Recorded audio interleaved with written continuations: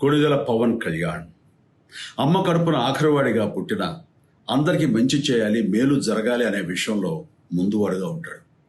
తన గురించి కంటే జనం గురించి ఎక్కువగా ఆలోచించే మనస్తత్వం నా తమ్ముడు కళ్యాణ్ బాబుది. ఎవరైనా అధికారంలోకి వచ్చాక ప్రజలకు ఏదైనా చేయాలనుకుంటారు.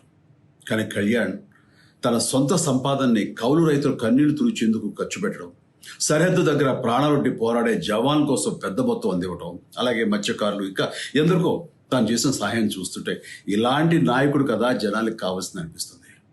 ఒక రకంగా చెప్పాలంటే సినిమాలోకి తను బలవంతంగా వచ్చాడు, రాజకీయాల్లో మాత్రం ఇష్టంతోనే వచ్చాడు. ఏ తల్లికైనా తన కొడుకు కష్టపడుతుంటే గుండె తరుక్కుపోతుంది. అలాగే ఏ అన్నకైనా తన తమ్ముడు అనవసరంగా మాటలు పడుతుంటే బాధ వేస్తుంది. అలా బాధపడుతున్న నా తల్లికి ఈ అన్నయ్యగా ఒక మాట చెప్పాను. నీ కొడుకు ఎంతోమంది తల్లుల కోసం, వాళ్ళ బిడ్డల భవిష్యత్తు కోసం చేసే యుద్ధం అమ్మా ఇది. మన బాధ కంటే అది ఎంతో గొప్పది అన్నాను. అన్యాయాన్ని ఎదిరించకుండా మౌనంగా ఉండే మంచివాళ్ల వల్లనే ప్రజాస్వామ్యం మరింత నష్టం అని నమ్మి జనం కోసం జన సైనికుడయ్యాడు.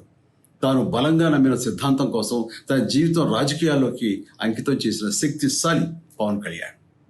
ప్రజల కోసం, రాష్ట్ర భవిష్యత్తు కోసం ఆ శక్తిని వినియోగించాలి అంటే చట్టసభలో అతని గొంతు మనం వినాలి.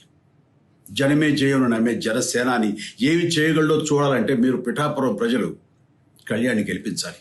మీకు సేవకుడుగా, సైనికుడుగా అండగా నిలబడతాడు. మీకోసం ఏమైనా సరే కలబడతాడు, మీ కళ నిజం చేస్తాడు. పిఠాపురం వాస్తవ్యులకు మీ చిరంజీవి విన్నపం, గాజు గ్లాసు గుర్తుకి మీ ఓటు వేసి పవన్ కళ్యాణ్ని గెలిపించండి. జై హింద్. నమస్తే అండి.